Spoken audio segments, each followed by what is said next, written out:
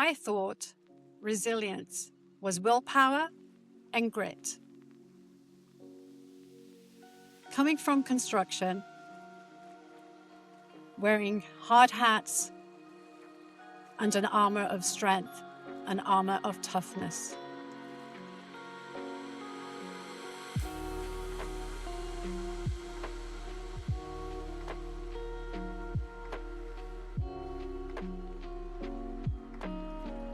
I was so proud of it, and I did wear it like a badge of honor. Oh, oops. I have rebuilt myself many times, and it all started off in England when I served my apprenticeship as a toolmaker. It was an industry where women was unheard of. I made it in the newspapers.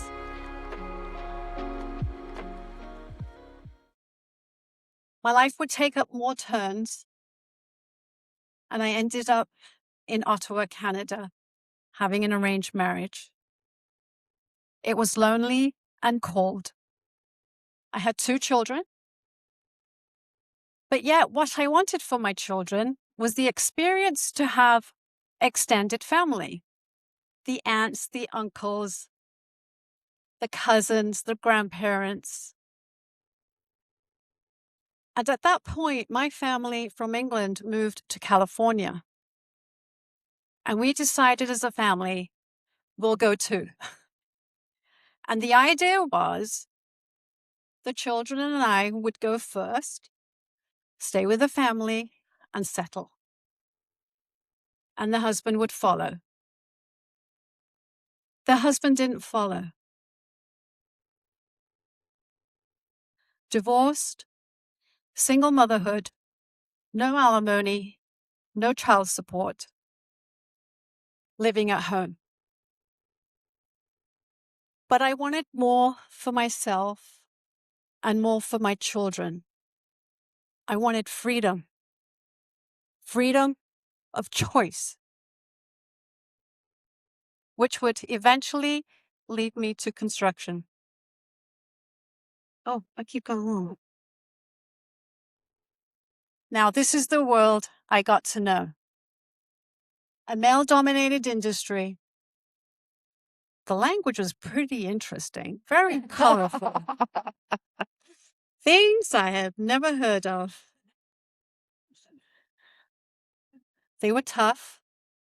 They were strong personalities. They also wore that armor of the toughness. Being soft was not an option. Yet, the industry is the second leading industry of suicides.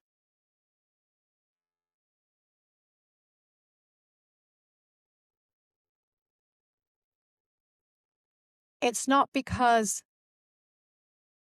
being soft or the fact that they weren't tough. It's just what was expected. It's the pressures. It's the pressures of families, the pressures of finance.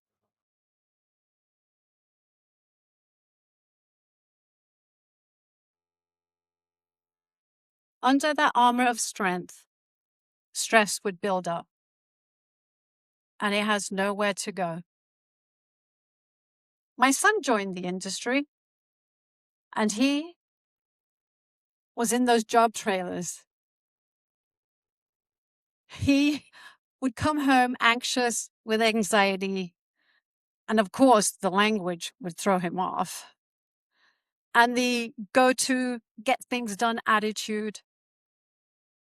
They wore the armor 12, 15 hours a day. But guess what? He pushed through because that's what you do.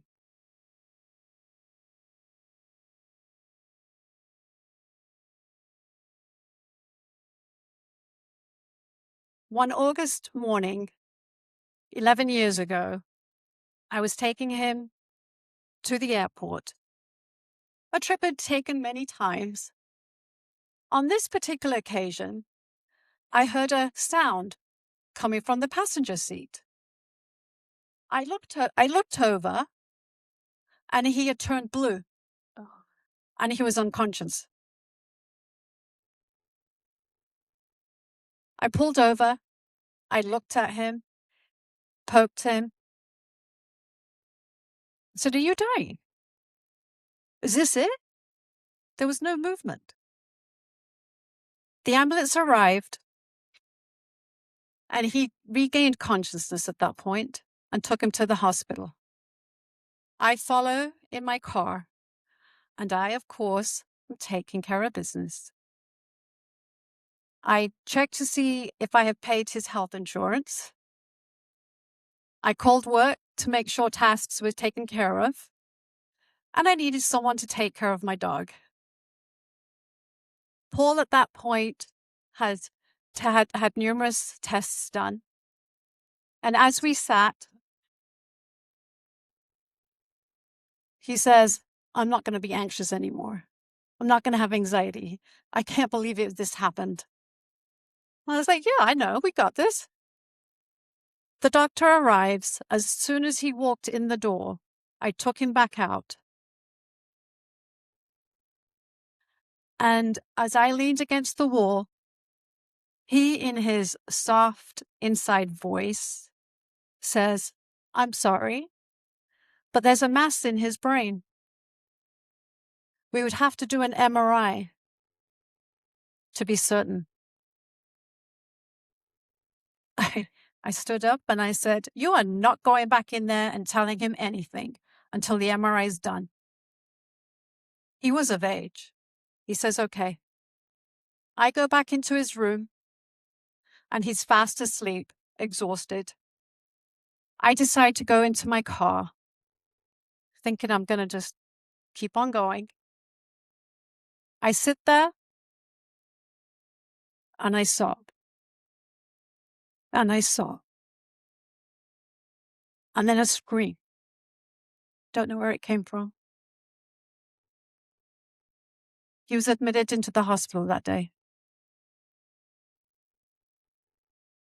The next morning, the surgeon comes into his room and he's rambling off all kinds of medical terms.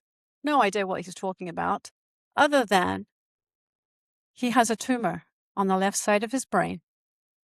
We'll have to do surgery, and it will have to happen while he's awake. Oh. I looked over at Paul. His eyes glazed. He had checked out. He couldn't hear a single thing. That night, while I lay in bed, he comes into my room and climbs in. And he says, "Why me? What did I do?" And I held him and I said, "We've got this. It's going to be just fine." I had no idea what I was going to do. I went into research mode. And what I came to find out, there's an inner power that we don't tap into. A power that has so much resource, but we tend to give it away to our titles, to the noise, to those who we think are better than us, to our families, to our jobs.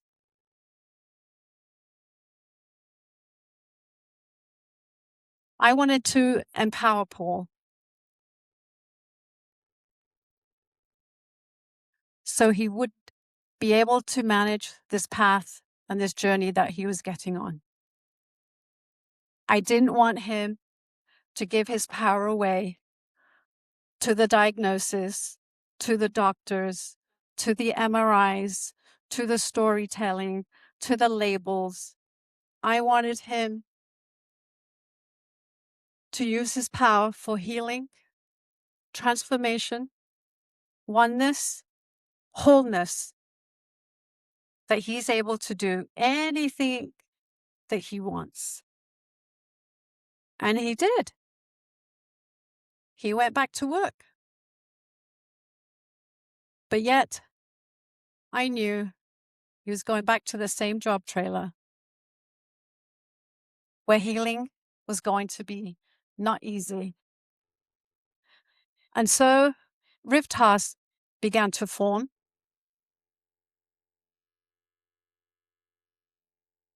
It was not only to support Paul, which I thought, but also the industry that I came from, construction.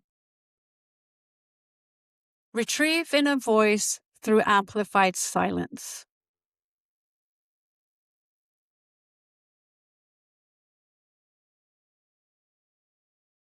Beneath the noise, the storytelling, the mind chattering,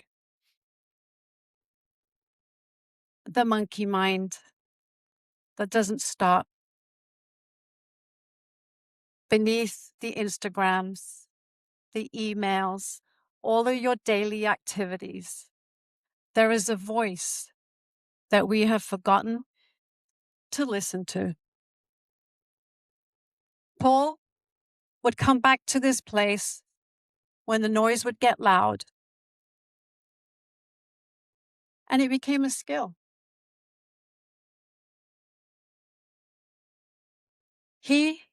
It wasn't complicated. It was pretty easy. You just got to do it. He would sit on his blue cushion, and I would sit on mine in the silence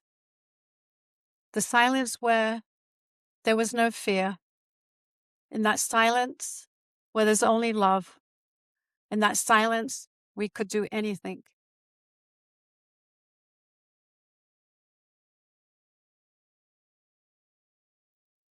And in one of those moments, the mother in me had to ask, "Are you afraid of dying?" He said, "No." Silence does not need words. No stories, no answers, only silence. In that silence is wholeness and perfection.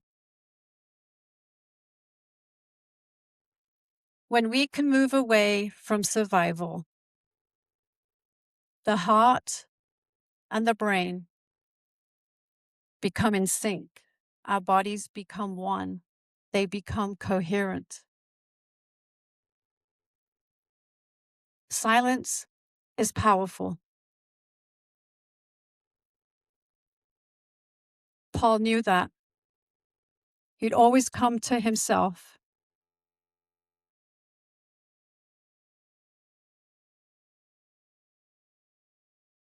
Paul passed away August 16th,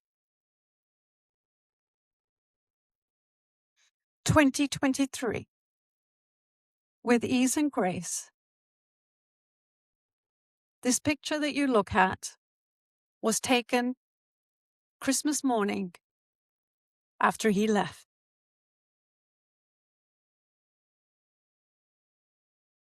The gift to me. The cushion is now empty. I sit in that silence.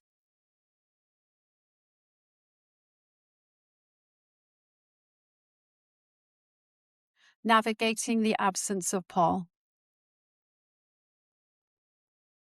That silence that gave him power was now empowering me to rebuild myself.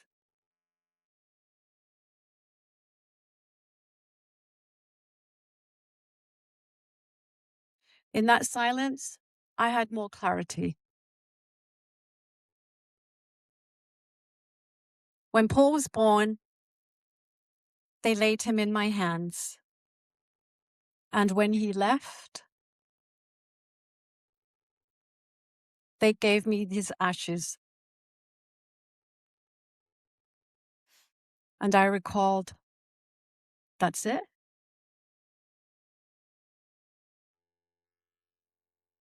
This is the circle of life.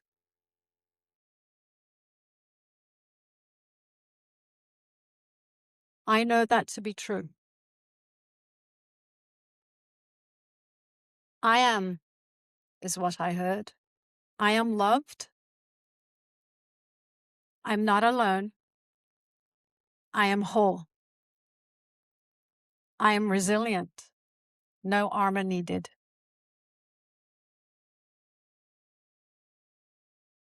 If you would like to share with me a moment of the silence that Paul and I shared together, I would love to do that.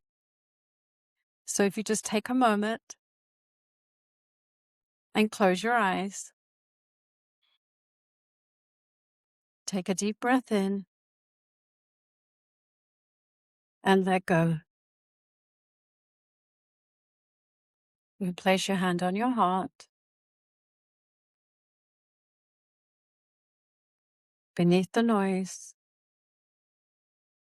take another deep breath in and let go. Breathe a little deeper, a little slower, one beat slower.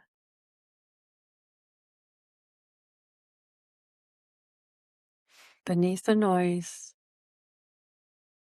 there is the awareness.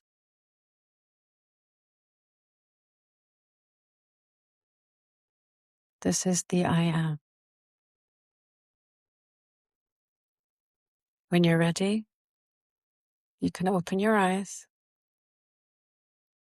Everything that you are looking for, everything that you want, is within you. It's in that silence. It's in the I am. It begins there first. Paul knew that, and I know that. I found the fearless woman within me. I met her. Her name is Satvir. She was there the whole time.